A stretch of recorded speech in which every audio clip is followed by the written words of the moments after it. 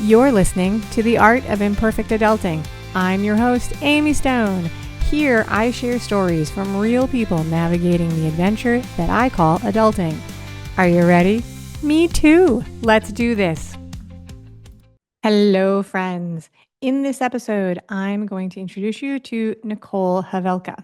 The topic of the interview is how once upon a time, Nicole had a job.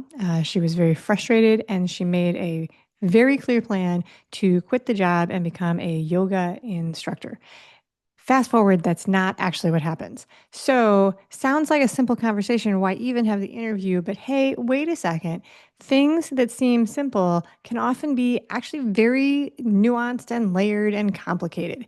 Things that make this story interesting include the job Nicole had. You have to listen to find out what that is and what was causing the frustration. And then I rewind the clock and ask Nicole how she even ended up in that career path at all, which brings us to a conversation about faith, religion, and community. Now, those things can be hot button topics, but one of the things I do like to do on this show is to allow people a chance to talk about the stuff that can sometimes be controversial, but without it being controversial, confrontational, or partisan. And so I think you'll really enjoy that. And all of that comes back together, comes around in a circle, and we begin to unpack the decision that Nicole thought she was facing at that time, the decision that she made, and how it actually all worked out and what life looks like for her today. Now, listen, that was a lot. One thing about this episode I'll be upfront about is that it's not short. That's just the way it goes. I think you're going to love it. So let's get to it. Nicole Havelka, welcome to The Art of Imperfect Adulting. I'm happy you're here. Are you ready for a fun chat? I am very excited. This is so good. All right. I start all of my conversations with my guests by asking them, what part of the world do you call home? Right now, I call Urbana, Illinois, which is in east central Illinois. I still can't say that very well. I've lived here for a year, so it's still Ah, relatively new to me. Before that, I lived in Columbus, Ohio for 9 years, and I've lived in Michigan and Iowa and other places too in the United States, all sort of concentrated around the middle of the United States. most of Urbana, them. is Urbana the home of the University of Illinois? Is that where that is? Correct. University of Yes. Illinois, Urbana, Yes, Champaign. the That's what we call it, right? correct. I remember I can remember the names of the schools. I don't have any connection to the university, but I do remember that that's the name. All right. Mhm. So we're going to talk about the topic of the day in just a second, but I have one more warm-up question. I want to ask you, what is a recent compliment or a words of kindness that you have given or said to someone recently? It can be something small. It can be earlier today, whatever comes to mind. Well, what came to mind was earlier from just probably a few minutes ago. It probably wasn't even all that long ago. It was a little typed thank you that I put in Slack for with someone who helps me with graphics. I am at the time of this recording, I am like eyeball deep in preparations for a crowdfunding campaign for my upcoming podcast, which I know we'll talk about later. Someone who helps me make graphics, and they looked fantastic, and we're finally done with most of those, which is really Ooh. exciting. And I'm ready to start scheduling social media posts and all of that jazz for the launch that's on in 3 days from now, again, on the Oh, day that we're recording. you really, really are eye deep. It'll be in the past when, in the funky world of podcast time juggling, this will be in the Right. past when you hear it, when the audience hears it. But I love that. I have been asking this question for a couple of weeks, and I love the answers that I'm getting because there's a lot of pressure on people to like, random acts of kindness and get out there and be generous. But I think there's a flip side, which is to like, validate ourselves that we are being gracious, that we are saying kind things, and that we're out there creating good stuff in the world. So thank you for sharing that. Topic of the day, not actually words of kindness. We're going to talk about a time when you became very frustrated with your work and you thought about throwing in the towel. These are all my words. It's not exactly how you described it. Your plan at the time was to pivot and become a yoga instructor, but that's not actually how it worked out. So I want to talk about the job that you had or have. So tell us about the job at the time that was driving the frustration.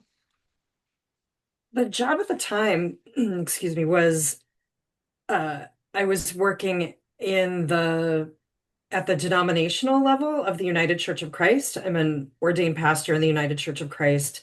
Most of my work, though, was at like sort of those levels of administration. So I was working for a regional body in Ohio that, or at least when I was hired, I thought they were farther in the process along of selling their camps. That ended up being really the whole 3 years that I was in that job ended up being consumed by the sale of um, one and later became both youth camps. That happened after I left, but um, there was much debate about which one would be the one to go, as you might imagine, and people had their loyalties one way or the other.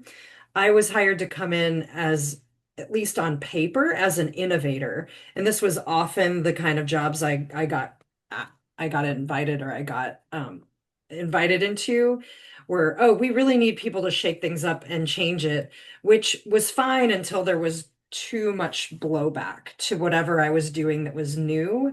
And so and I had already done this in other contexts a couple of times in different ways. And by this point, I was really done. So when that moment happened that I mentioned off pod, that moment that we're starting from, I was really, really tired. Not so much of the work. I actually really like it. I really like making new things, which is why I'm now an entrepreneur. Like, I like making new things. I like building new stuff. I didn't like the resistance and, the becoming a lightning rod for people and their fear, their anxiety, their grief, which again, I understand in my head. I understand intellectually is the way that we process that Yeah. kind of thing, right? People and we're not always in a place like, and I've certainly offloaded, like my feelings on people when they probably didn't deserve it too. So it's happened to me. And it's gone both ways. But when you're the person like absorbing that all the time, it it's really draining and exhausting at some point because I'm also a personality that really likes to do things and build things and actually finish them. And a lot of these places wouldn't let you do that because it was the new thing that I wanted to build. I wasn't interested in propping up the old one. And so Okay. that's where the criticism would tend to come in. All right. So what was going on? So you had a job, you describe it as, I think administrative is the word that you used. I'm not sure not sure I'm using exactly the same word. So you have a job within this church and what's causing frustration. How would you describe the baseline of the frustration that you were hired under a context that turned out to not actually exist, or they weren't really ready for you to do with what you wanted to do, or they didn't actually, it was unclear what was expected of you?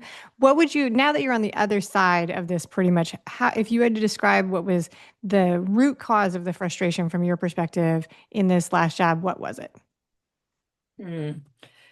That's a really good, that's an excellent question. I think the root cause ends up, and it usually ends up like later. It's usually fun for a while, the job, these new kinds of jobs where they're like, oh, like we know in this case, it was like, oh, we know that we're selling this camp and we want to make way for some new kind of programming that's more sustainable and more innovative with families and youth. Like that was what kind of my charge was, among some other things.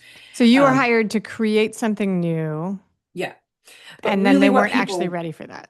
they were not. They weren't quite ready for that. Partially Yeah. because they ended up delaying the sale of one of the properties for a couple of more years, which was most of the time that I was there. So part of Okay. it was just there was like that really didn't have anything to do with me. There was resistance to the sale of either camp. And then when even they said, well, we have to sell one but not both, like then there was infighting about which one. So again, that wasn't necessarily directed, that kind of stuff wasn't directed right at me because I didn't have much to do with or any control over that. But what they really wanted my position, certain people really wanted my position to be, oh, you're here to really improve and market at that time, the one camp that was running. Like it Okay. was still running for stuff. They wanted me to do that. And so I was getting tons of pressure from certain people to be that person, which I told them in the interview. I said, if you want someone to run your camp, you should hire someone else. I All literally right. said those words out loud. So I So said, if you yeah. want that, that's fine, but there's plenty of people for that. I'm not it. And then, but I think some of my immediate supervisor and some other people in a smaller circle did want the innovative thing, and they were willing to support it to a point. And then either they got worn out, which is totally understandable, or, just the resistance is too much. And so there's less and less of that support for what needs to be done over time. Yeah, so in almost every situation where there's frustration, resentment, anxiety, apprehension, there's more than one thing going on that snowballs into it. And one of the things that can very frequently be true is that in the moment when you're living through it, it's not actually clear what the causes or the things that are driving the situation are. And then one of the things that can happen sometimes is like you come and you mentioned this that it wasn't up to you. You can find yourself in a spot that is unpleasant, unfamiliar, unlivable, unworkable, but it's not really up to you and out of your control. And that doesn't, in my experience, that doesn't feel great either. All right. So if it's okay with you, I want to back up a little tiny bit and talk about how you came to have this particular job at that church, like, and talk about, like, so it sounds like this is a type of job that you searched out intentionally. So how did it come to be that you were hired? What was the job description sort of like? Like, how did you come to be in this position in a church? Oh my gosh. So And this one of the is reasons I'll stop, one of the reasons I want to sure. give a chance is I think that there are people out there listening that have probably never stopped to think about the fact that an organization like a church hires people and posts jobs. So that's one of the reasons that I've thought of this question. So tell us about Right. that process. Well, I mean, if you want to get super church nerdy, you can say it depends on the denomination you're in. So, in some, like that are more hierarchical, like United Methodists or Episcopals, there is a bishop that appoints people, if Okay. you're clergy in particular. In our denomination, it's very top down. Each setting of the church, including local churches, and then these wider church bodies, they're usually, in this case, it was mostly Ohio, but part of West Virginia and Kentucky as well. We had a little chunk of that. So they hire on their own. So our stuff is all, and we have a place where within the church they post those jobs. Okay. That is legitimately a thing. So if you rewind maybe 10 years before this, I actually my one of my first jobs out of seminary was as a chaplain at a residential treatment facility for children and youth with mental illness and behavioral disorders. I had Okay. done that for a few years and loved it, and also burned out on the on the institution, not the work itself. So it was a similar pattern, but not quite. No one knew at that institution, no one knew quite what to do with the chaplain because that was a relatively new position. Um, it was similar dynamic. It was in a very different setting. But I had done youth work. I had done a lot of stuff around youth and young adults, and found myself becoming a really big advocate. And I would still say this is true, even though it's not forward in my work anymore, that I still care very deeply about young people being included in organizations and institutions. So I did that for a few years, and then I was like, okay, I'm kind of done here. And then I started looking at just at what was out there. Like I really didn't have a really clear vision of what that might be. Okay. But I do remember at the time, so at the time I was under 40, and I had hung out with some other young clergy groups, and I really had a vivid memory of one of my kind of now friends and colleagues. Both of us have aged out of being under 40 now, but he had said in one of the groups we were in, he's like, don't count yourself out for those jobs that are in the denominational, like in the wider church, in the larger denominational body. Because even if I say on paper the kind of experience they want, they may still be interested in you. Like, Okay. don't don't sell yourself out. And he's like, so what does it hurt to apply? Well, I happened to be looking just generically at what might be open. And I saw that at the time, the Iowa conference of the United Church of Christ had just created a new, they called it an associate conference minister for youth and young adult ministries. So it was a position specifically for working with youth and young adults. And I was, by the standard of working for that kind of, most of the people were definitely white males in their, at the time, in their 50s and 60s wouldn't were the only ones for the most part in their job. There were a handful of women here and there, but mostly older white men. And I applied for this youth and young adult position, and I was like the ripe age of 34 or something like that. Maybe 35, I can't remember. But I was sort of in my early to mid 30s, but I was like, I was sort of hearing what my friend Mike had said, and I was like, okay, I guess I'll give it a shot. I applied for the job, and it went like crazy, and I got that job. And I actually loved it, loved it, loved it. I won't even tell. Some of it was resistance. That position after 5 years was eliminated, at least on the surface, for financial reasons. Okay. I would argue that wasn't the only reason, but that position was eliminated. I'm still over here enjoying that there's a group for young clergy, which like, There I there like that. I think was. It's still, it, I should say I'm was, it sure. still exists. I'm just too I old for it mean, now. it makes total sense. I just had never thought about it, I just had Mhm. never thought about it as being a thing. All right, so you do that job, and then so you again are looking intentionally within the church community for jobs that are open to you. That's how you, so it was intentional looking for that. Okay. Yeah, and so then after that, it was really what when that position was eliminated for again, I didn't feel like I was done with that work at the time. It was eliminated sort of before I really felt like it had gotten all the traction it could have gotten with the vision that was starting to spring up for me. So I started seeking out ways to continue living that vision out. Like Okay. over time, the piece around youth and young adult ministry kind of fell away for me over time. Um, Not because I didn't care about young people, but because like I just got interested in other things like this because of how much resistance I faced in these things, like ideas about organizational change. I read everything I could for a while on organizational change, organizational psychology, people make, just ideas about change and theories about Yep. change and how groups make it. And so like and I just love thinking about systems and how they work or they don't, or the cultures of places. And so I got really into that. So it was just that I got really into those kinds of questions. And so I think that's part of why I even, so when and I honestly wasn't sure what I would be doing. I took a job, it was just a part-time job in Michigan for about a year and a half. It was the more traditional job, which I quickly get bored with. Like that is just not what again, maintaining things as they are is just not my jam.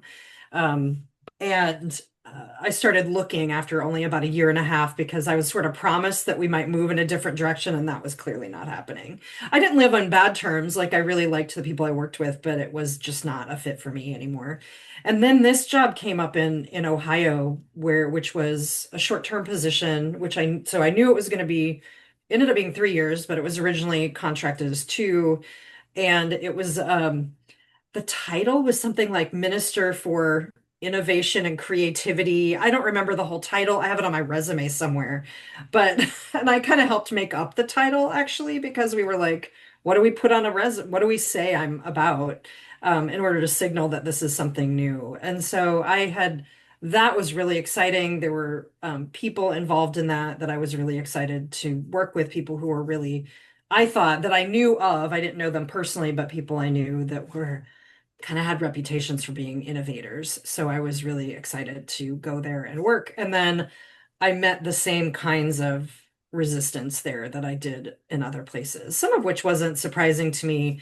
But then it gets support. I think what really gets, if kind of going back to your first question, which is I think part of what gets frustrating, is not so much that there are people resisting you, but that the people who hired you to do the innovation start backing off of it and quit supporting you. That's probably the part that's the most frustrating because the resistance, especially once I started doing reading and understanding organizational change or change in general, like resistance is just normal. It just is what it is, and it Yeah. is exhausting. But if you have the right kind of supports, it's not nearly as bad as it could be. I hear that a lot from people who are coming from academia, that it comes down to whether or not there is enough structural support to support you in that role. So I want to recap this because there's a lot of interesting things that you laid out in your process to get this job. And one of the things that I heard you say that I think is relevant outside of your own experience and helpful for people listening is that there was a time where you were not clear on what you were doing and you talked to the people around you, you had some friends who encouraged you to think bigger, and you tried something new. And that part of the process led to clarity and a vision that you were working towards finding things that match that vision.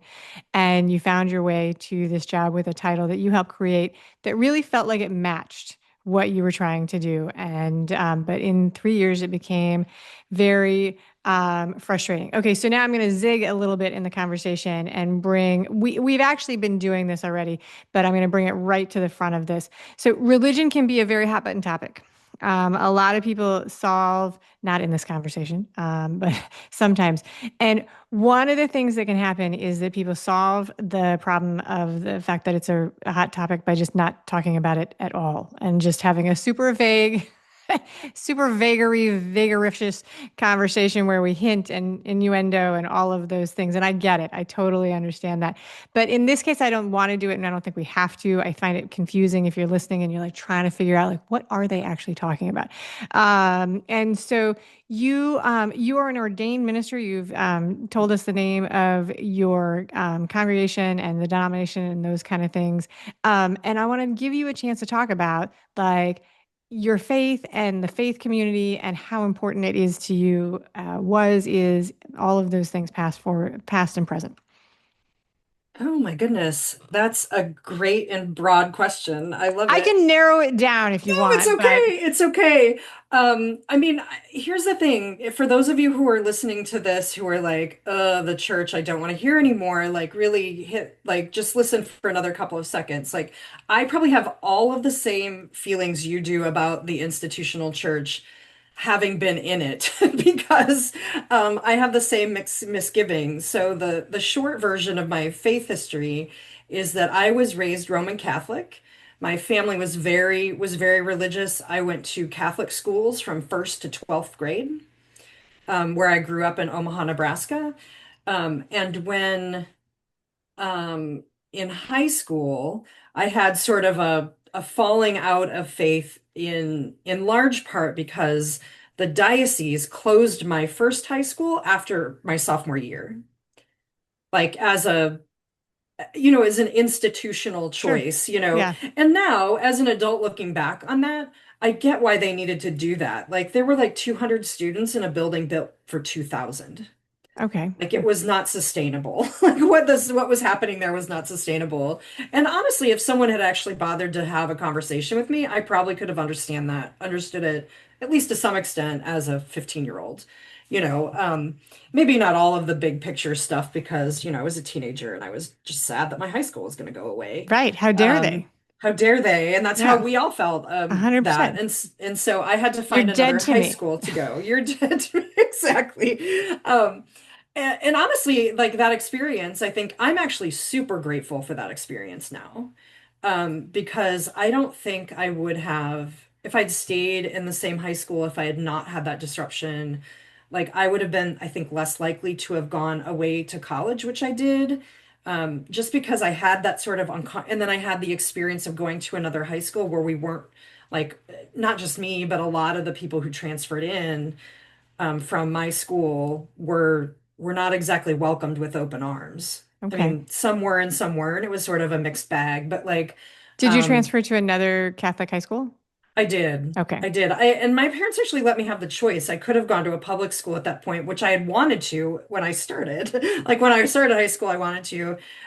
They would have let me go, and I was just having a particular experience at the other school that made me wanted to continue with a Okay. smaller school, smaller Catholic school.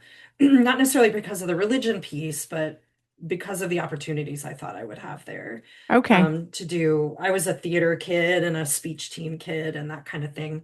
And so I thought I would have, I was excited about the opportunities at that other school, which ended up being true to, for the most part. I did have the opportunities to do things there that I probably wouldn't have at like a bigger school with more competition. Um, on the other hand, it was a socially a pretty miserable experience because you weren't welcomed. It was hard to fit in and make friends when everyone else had been friends or knew each other. In a lot of cases since elementary school, because Yeah. that particular school had an elementary school that fed into it. So those of us who were outsiders were really outsiders. Like, so Sometimes that it's funny. disrupted my faith life in a big way. And I said, screw the church. I want no part of it. And didn't do it for a very long time. So, I mean, That I is such had a to go to classic teenage reaction. It's like, you very, didn't oh my carry my God. soda. I'm never coming to your store again. Exactly. It's so true. So at 16, I was like written off the church as a whole, like it was, as a wholesale thing, which of course there are many th like the church is a very broad thing and a very Yeah. large thing. So I did that in my early 20s. I went to a college that intentionally went to a college that had no religious affiliation. Okay. Um, and went to a small liberal arts college that I absolutely adored. I'll give a shout out to Knox College in Galesburg, Illinois, because There it's you a go. great little school. And I'm still a big supporter and I do a lot of volunteering with them today. And it was such a tremendous growing experience for me there. And again, they weren't overtly, there actually was some religious affiliation to their founding, Right. but Which is they were often the no case. longer Yeah. affiliated, which is true for most of those small schools. Yeah. A But lot of the schools are, they're either founded by land grants, like state schools, or, who else is going to start a university? It has to either be like a gazillionaire or a faith group. That's Right. even if, and then they can grow out of it, but they might have roots that's like, these are the people who started it, and Right. now we've been able Right. to Right. separate. But yeah, somebody has to give Yeah. the land and the buildings and Right. Right. Somebody's got to bankroll all of that. And at right. the time, like I actually didn't learn this until I went to seminary, but like that many of these smaller schools were started as a way to educate clergy. That makes sense. So That they were yeah. like, including what we know as Ivy League schools now were started for that reason. So yeah, well, and so I've got four kids. I've gone through the school process four times. I've done more college tours than probably anybody needs to do.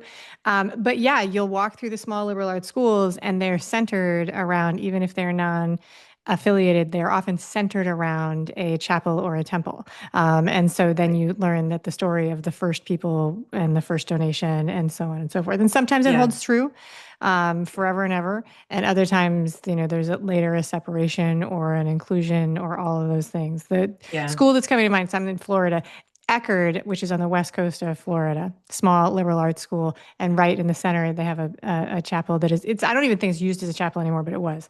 So when you were talking about that, I was like, oh yeah, that strikes with my 927,000 college tours that I've done. So you did a college degree and then you later went back to seminary. I did. These are two separate educational experiences. So your personal faith is definitely a an important part of you that has held through your life and has gone through some evolution. And then the second part of that is about community and being a part of the faith community. You talk about leaving that in high school, which is one of my favorite stories today. I love that. Did you come back to seeking a community based around faith for yourself? When I was in my mid 20s, I jokingly refer to this as like my midlife crisis when I was like mid 20s. Well, now I we'd call it the graduated quarter life crisis. the Yes. quarter life crisis, whatever that is. Like it's really just young adulthood. I don't Hmm. know that it's a crisis. And now I would be like, oh, that's just what young adults do. Yeah, I would don't do that with a young adult. It really helps them if you take their No, no, their no, no, no. challenge Don't let seriously. go, right. But but when you're older, you're like, oh, that's just how it Uh-huh. is when No, you're you gotta, you 25. gotta, you You're gotta figuring it practice it. out, you're practicing, you're figuring out, Yep. you're learning what fits and what doesn't. And that's normal. So, yeah, so I actually started my career as a journalist. So I was Ah, working at newspapers in the Chicago suburbs. When I first graduated from college in the mid to late 90s. I did that for about 5 years. I I also became disillusioned with doing that work. Again, not because I hated it, because I actually did like a lot of parts of being a journalist and still do. I don't feel like I've ever completely gone away from from doing the kinds of things that a journalist does. I don't think I've ever lost that entirely. But I was just growing disillusioned with it in part, or at least the part that that I remember as being the most uncomfortable was that as a journalist, your job is to observe and write stories. You know, um, you're always an outsider you're supposed to with be the that. outsider, right? Yeah. And that's you're supposed to be an outsider. That's breaking down a little bit now. That was also like more than 20 years ago, well, 30 years ago now. So that wasn't breaking down quite so much as it is now, I think. You're supposed to be this outsider. You're supposed to be um you're generally speaking not involved in the things that are happening. And that's okay for some things. And then I was just frustrated that like there's all this suffering that I observe and I can't do anything about it. Yeah. Like it's not my role to do something about it, even though, and I'll just do this as a caveat, that I really believe strongly that bearing witness to those things, and this is really, really true in the world we find ourselves in right now, right? Being a journalist, someone who bears witness to those things and tells its story is really, really important, I Yeah. think. But it didn't feel, and so for those of you who are journalists out there who are doing it, please keep doing that good work. It didn't fit me. Like I wanted to be someone who was taking action around things, and I didn't even have a specific thing, even necessarily, that I wanted to be acting about. I just knew that this wasn't fitting me anymore. So initially, I was pivoting to this was very common for journalists to pivot to doing like public relations work. Yep. And so I started applying for jobs, and this was in the late 90s, for jobs at nonprofits doing sort of PR marketing kind of jobs. And there was two or three times when I was the final, like one of the two finalists for a job, and I didn't get any of them. Okay. And that was super frustrating. And again, this was in a pretty booming time in terms of the economy.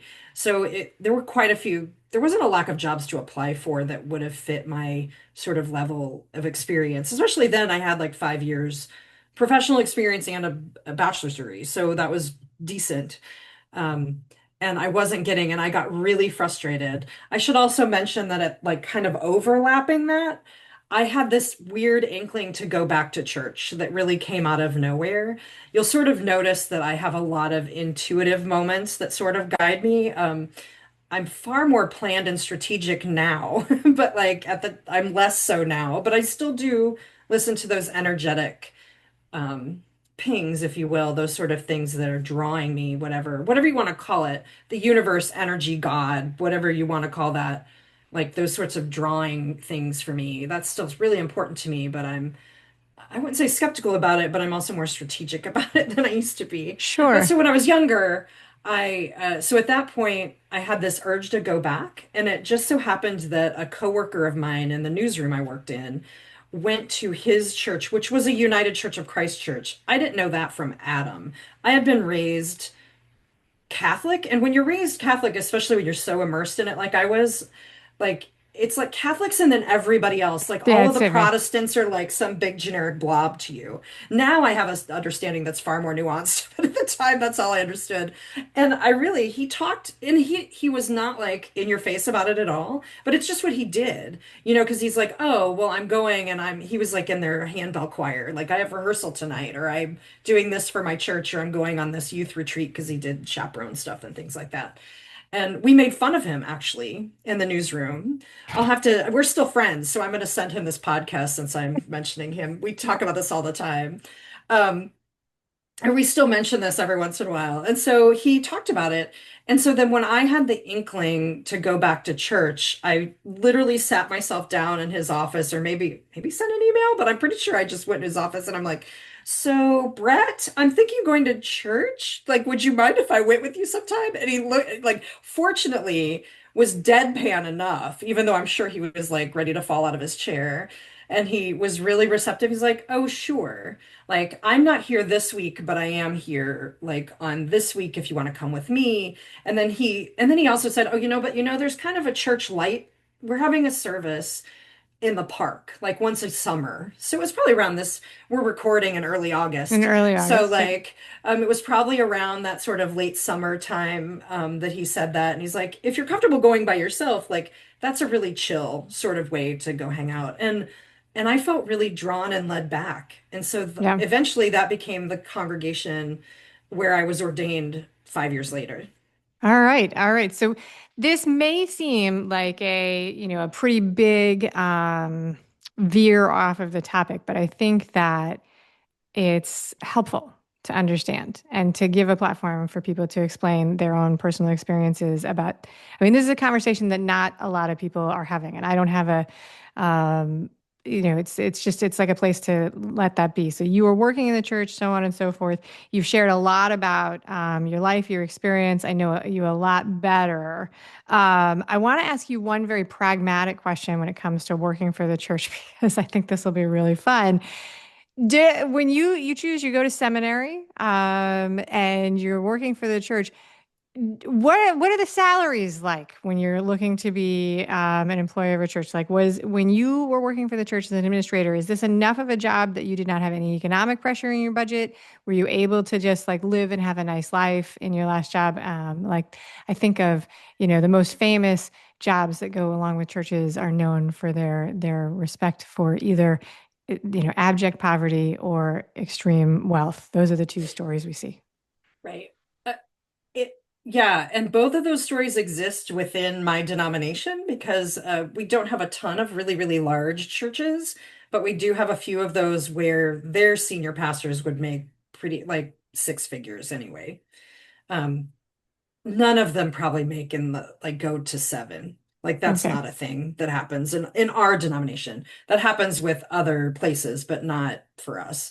Um, I would say that I was like I didn't now, this is me now kind of understanding money better than I did at the time. Like I would say for the most part, these positions are really underpaid.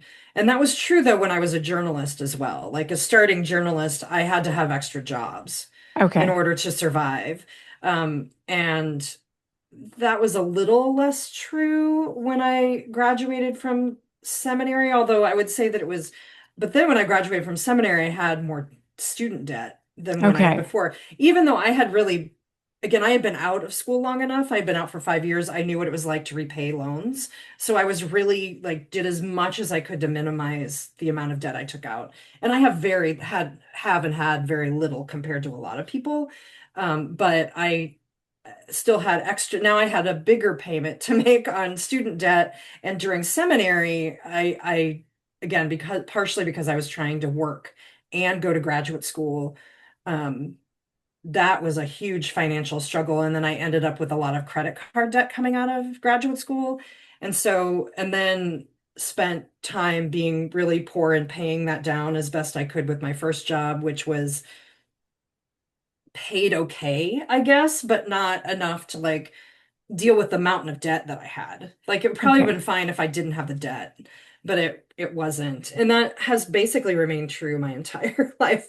So Okay. the positions I had at the denominational level were sort of adequate to live on, I would say for the most part, but they're not making you wealthy. Okay. Let's And be clear then, about that. all right. So the part of this story, like, so you become frustrated with this denominational level job, the frustration.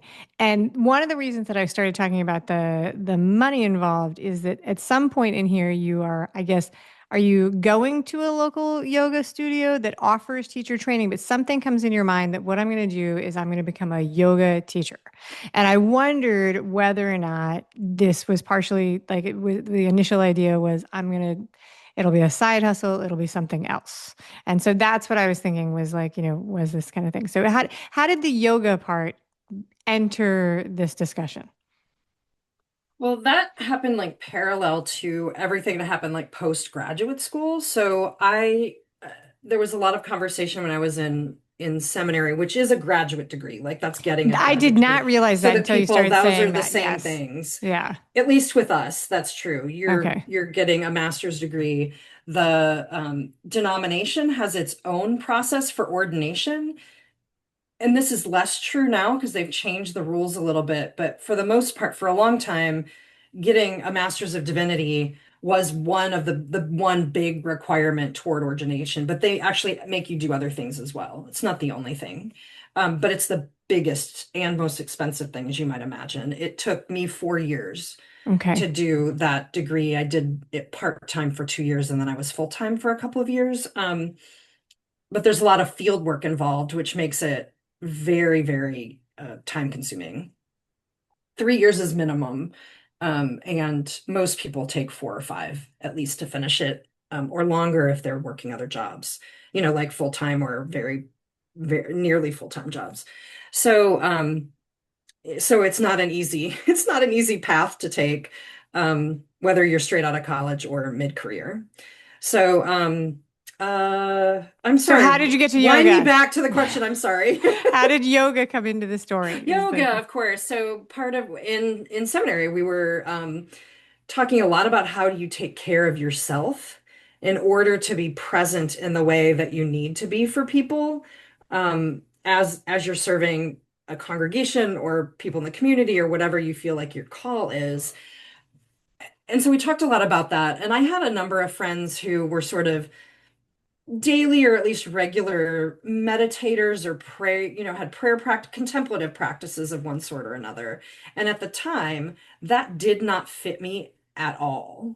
Okay. I had done a little bit of yoga like prior to that. Like when I was younger, I had actually been exposed to it when I was in high school at a theater camp.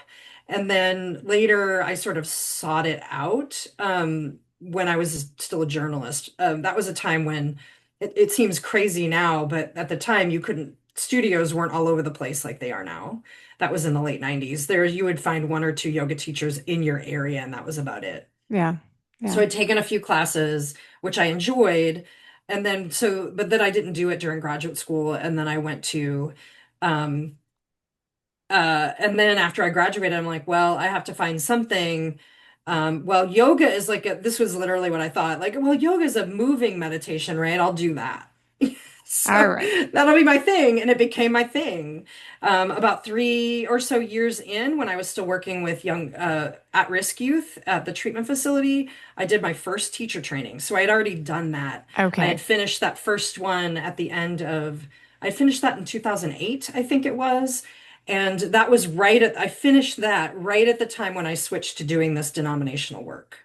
So when you're doing the denominational work, you're qualified as a yoga teacher. Are you doing yoga classes on a semi-regular or occasional basis and or not really? Occasional, I really had gone into that. I mean, I should preface that. When I was still doing the teacher training, I did teach regularly with the young people in residential treatment. Like that was, so there were a few, cottages is what they called them. They were residential, so they had kids living on campus. I went to some of the therapists who were really like open to what I was doing, and I said, "Hey, do you want to try this?" And so there were a couple places I was teaching there. That was when I was still doing my teacher training, and then used it a little bit with young people that I had like one-on-one convert. I had some that I met with regularly, the one-on-one. I would do that, and I then when I got the denominational job, it just became hard to have a regular class, even Okay. as just a fun side thing, because I traveled a ton. So I was constantly on the road. It was very difficult to do anything consistently, but then people would find out that I could teach yoga. And so if I was like going to a conference, let's say, like some sort of training conference or something like that, people's like, "Oh, you can teach yoga. Do you want to teach a class?" And they would ask you to teach the 7 a.m. class that like three people at best show up to. So I just FYI, I don't teach that 7 a.m. class at a conference anymore because it's just too much for people at those conferences. They've generally been out too late hanging out with their friends to get up for a yoga class. So, which is totally fine. I'll do it more integrated into a bigger program. So, or I would integrate it into, I was doing a lot of teaching and training by this point. So I would integrate it into what I was teaching and training. Like we might do a breath meditation in part of it, or I might do some stretching as a break partway through a thing. And I still do that because I still think it's really important. So that's how that was happening. And then I was probably the most important use of yoga though for me was that it was sort of my way of holding myself together in all of that stress I already described. Yeah. So like my yoga studio was my, oasis away from that. And I kept for a decade, kept those worlds extremely separated. And so there's a time where your thought is, I need to quit this denominational job and I'm going to be a full-time yoga teacher. Was that a Yeah. singular moment in time where you were sitting on your couch and you're like, hey, this is the answer? Or was it something that bubbled up over time, slowly? It probably was bubbling up a little bit, but I remember it as sort of a thing that kind of happened suddenly. So I went to my day off at the time was Friday. You work weekends when you work for the church, so you have days off that aren't normal. So I had a Friday was my day off. And one of the things I did, I was living in Columbus, Ohio at that point, and I had a yoga studio that I just loved. And there were two classes on Friday morning that I would go to back to back. One was a meditation class and the other was a movement class. And I went in with that attitude one morning and I just said, I am done. I don't even remember what happened that They precipitated said that. set your intention, and you were like, My I'm quitting intention my was that I job. am freaking done with this, with what I'm doing. I'm so done with these people. And then that's sort of my intention. Like, I don't know, that's not a great intention really, but like, whatever, it worked actually. So I went in with this frustration and I don't even know what happened in those classes. I couldn't tell you anymore, but like what came up for me as I was walking out was this was like a really clear voice in my head was what if it's not either or, but both and. Okay. And that's the shift that happens, That's right? the massive shift that happened. And Yes. so I started, this was sort of, that was sort of magical in a way. Like, then I started offering to teach and offer these, like this thing I'd sort of done here and there. I started offering intentionally, like we were facing the final votes for that camp controversy I was talking about. Yeah. Right at the time I had this thought. And I sent an email to our board chair who was going to have to chair the next two meetings, which were going to be hard meetings. And I said to her, I said, hey, I had this thought, basically don't worry if it's not something you don't want, because I really thought they'd say no. I sent them an email saying, hey, I had this idea. What if I led some grounding, some breath work, grounding practices, and some community building before these meetings that are going to be really hard? I mean, she emailed me back probably within the hour saying, yes, that's a great idea, which I was like, okay, then I Yeah, guess we'll because do you're it. doing, yeah. Right. Then I was like, all right, I guess this is what we're doing. And so that sort of began the experiment of integrating, bringing in that stuff that had been very, very separate for me from my church world and bringing that in. And it made that absolutely made the ending of that so much better. And Okay. not because the end result was it all different. They sold the camp because they were going to need to sell the camp. But I feel like people had more productive conversations, people had better relationships coming out from it, and the tone was better in terms of the conversation than it had been prior to So that. I'm going to take you back to high school you, who had a negative experience with them closing your school and made just a knee-jerk, like absolute black and white decision about how you're going to feel about that. To many, many years in the future, you think you have a black and white decision in your head. You walk into a room and you're like, this is over, I'm not doing it. But you walk out of the room with the awareness that the two things might be able to coexist and work together. If there's somebody in the audience who's listening who feels like they have a very black and white decision in front of them, they feel like they're in a spot where they have to make an either or choice. Based on your experience in moving through this, do you have any guidance or tips to say, if I was to try and do this on purpose, how do you open yourself up to seeing can these things work together?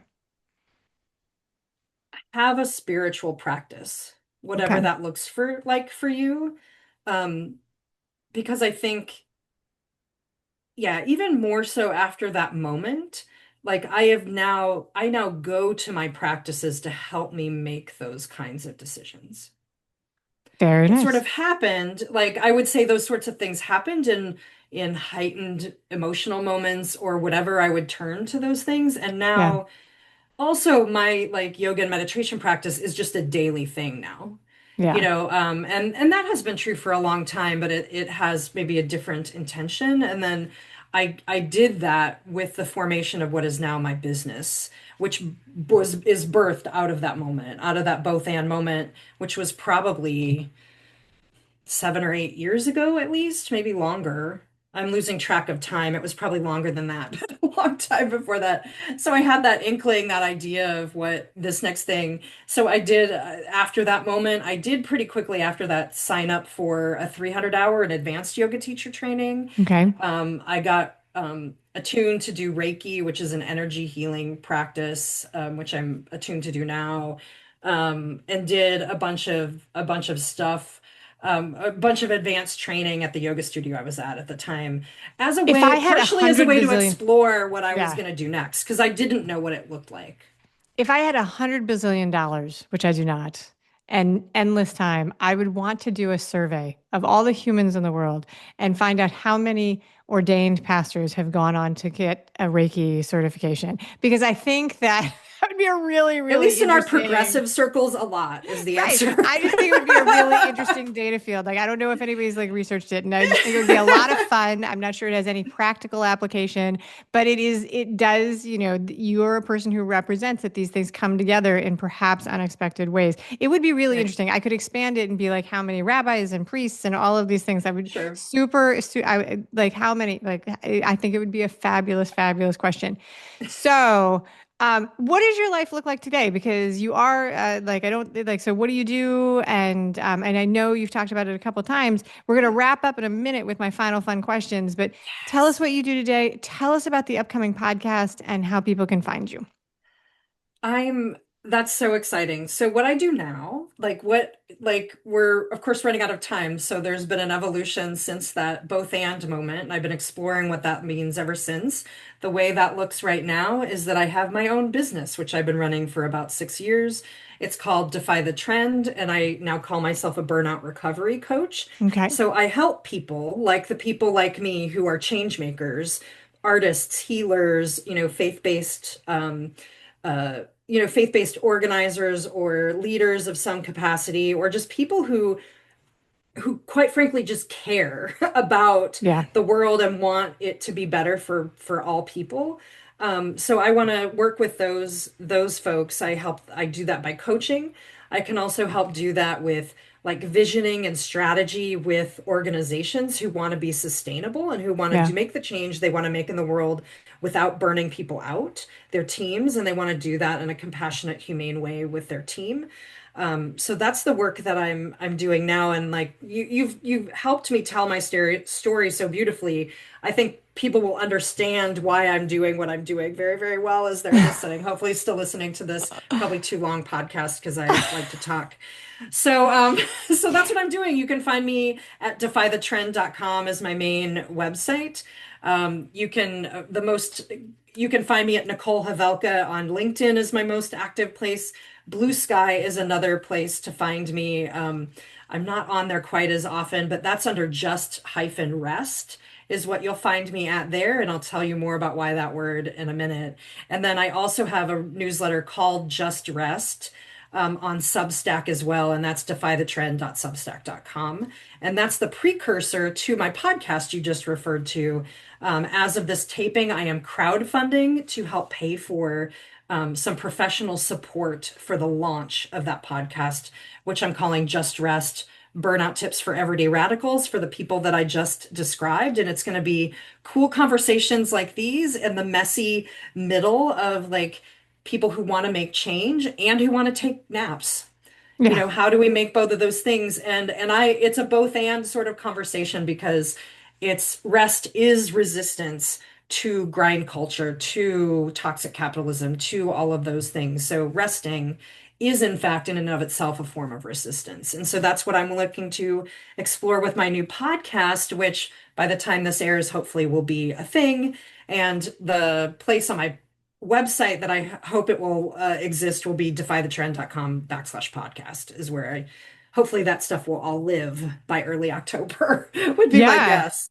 So we'll get all the information about that. One of the things that Yeah. people who are listening to this may or may not know is that because when we talk about organizational systems management, I think that a lot of people think of companies and the Mhm. structures and maybe government organizations, but a huge amount of research about organizational systems comes from academic systems and also congregations. Like many of the people who do research on that are do their research on people who are running big congregations because it is a complicated set of circumstances and one that has all kinds of things going on to it. So that definitely surprised me when somebody handed me a book that was like, this is about organizational management, and the person who wrote it was out of a faith group. And I was like, that is unexpected. Like, so that's the reason I lend that there. Are you ready for the fun questions? Yes, I'm always ready for fun. All right. This, I have to admit, this is inspired. This question is inspired by my own experience with youth and Sundays and after church. Okay. If you have a choice between a donut and something like coffee cake, which is your preference? Coffee cake. That's totally like every Sunday of my childhood. Go to church, go to the basement, get a cookie. The okay. Coffee cake or donuts, right? That's very church basement kind of fare. You're I mean, right. right, exactly. That's where my mind was. That's exactly what inspired that. Okay, so on a hot summer day when you want a cool and refreshing drink, what is your favorite cold summer beverage? Oh my gosh, this is going to be a little weird. It's something I'm currently obsessed with because it's really hot right now as we're recording. Trader Joe's has this juice that is cucumber watermelon, Okay. and it is so cool and refreshing. It's wonderful. If I don't live in a place that has a Trader Joe's anymore, so that can run out I get there maybe once a month to a city that has one.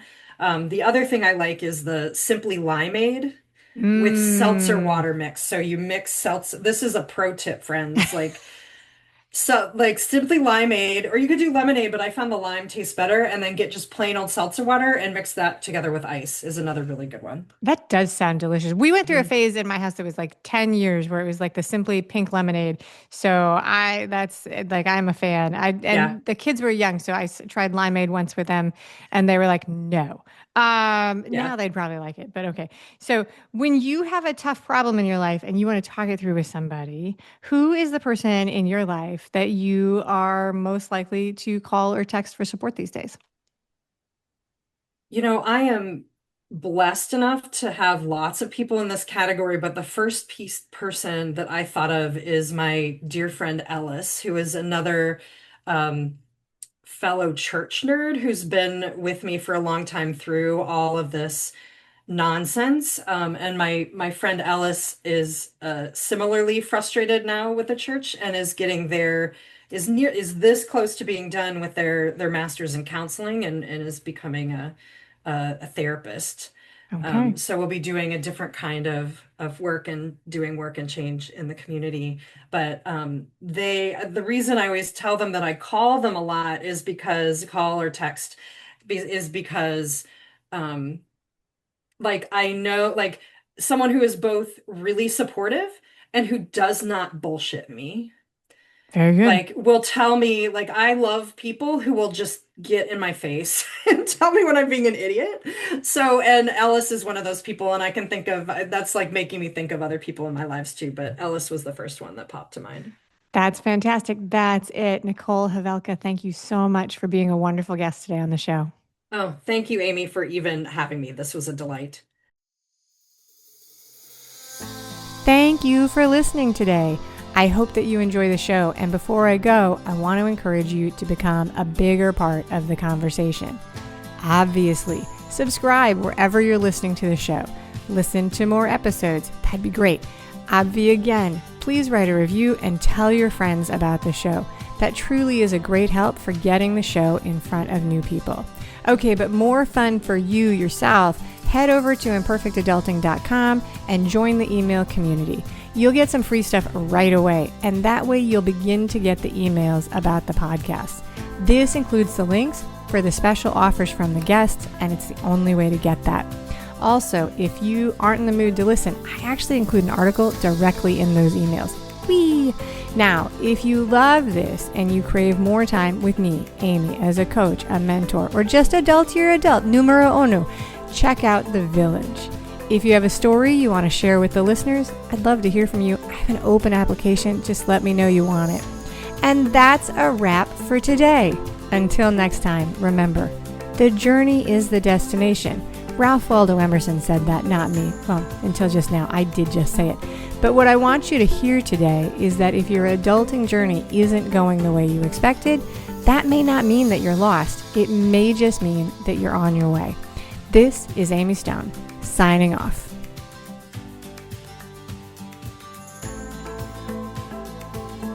The Imperfect Adulting podcast is created and produced by Amy Stone and Amy Says So. Anything expressed on this show is offered as entertainment, and the views of the guests may not always represent the ideas and viewpoints of the host. That's me. Amy does not intend or hold herself out to provide professional advice or recommendations of any kind.